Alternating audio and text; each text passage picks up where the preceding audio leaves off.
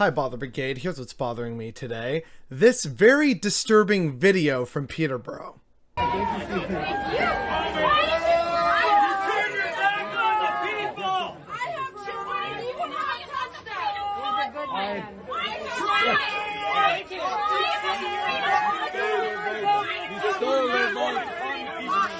fuck yourself.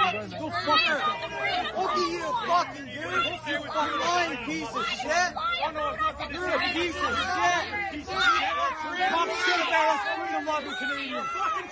You fucking traitor. You're a fucking traitor. You're a fucking traitor.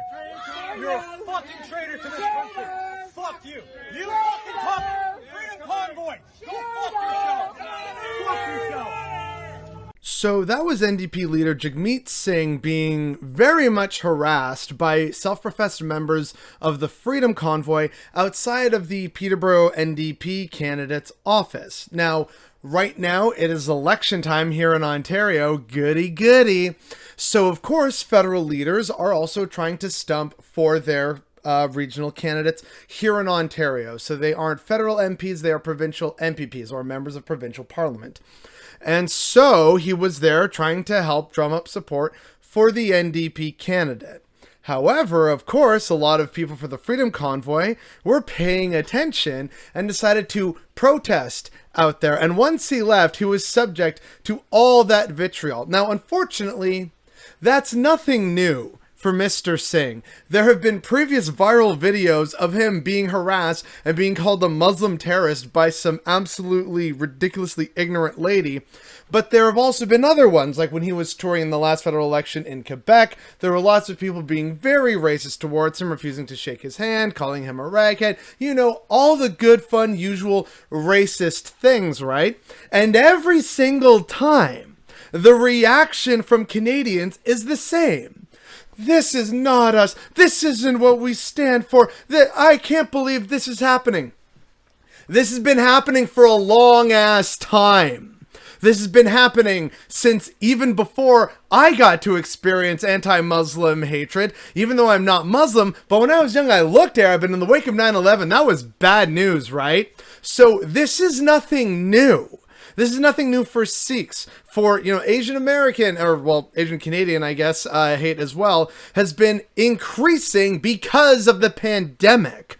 So racism is nothing new in this country, and yet people still are seemingly genuinely surprised every time something like this happens. So stop looking away, Canada. This is a big, unfortunate part of who we are. Just ask anyone who isn't white. Ask the natives. Ask, people like me, Latinos. Ask black people, whether they're immigrants or not. Ask people like Jagmeet Singh and anyone from South Asia. Ask anyone from East Asia. Ask anyone who's Muslim, and visibly so, especially if they're a Muslim woman. This is not new. And unfortunately, it's only going to continue. But what's also scary is that what we're seeing from Peterborough, it's definitely worse. Notice some of those things that were being said. I have children and you will not touch them, because they're, of course, just ridiculous anti-vaxxers because they're scared, right? And they're talking about, oh, you're a traitor. How is he a traitor? Like, they don't obviously mention that, but in their eyes, he is, right? And what do traitors deserve? Can't say that if I want to keep this video monetized, but we all know what they're really thinking, right?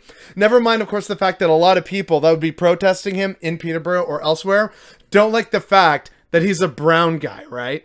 So what I need right now is for Canadians to stop with the same just ridiculous response that happens every time something like this comes up with regards to Jagmeet Singh being harassed or someone else being the target of harassment in the streets of our, ridiculously large country.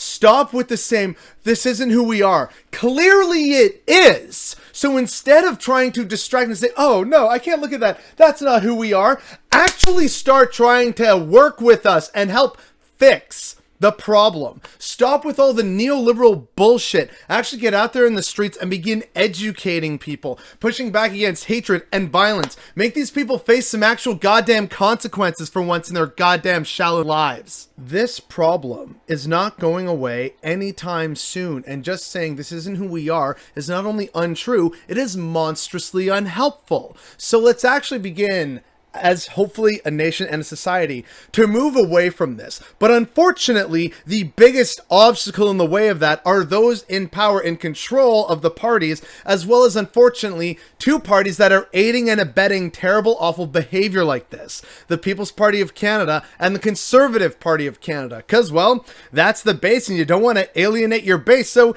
yeah, no, we're totally suddenly anti-vaccine now, and climate change? What climate change? Yeah, immigrants bad. So, it's just the same tired tropes, but they are using that to energize their base. Meanwhile, the NDP base has basically been abandoned by the party.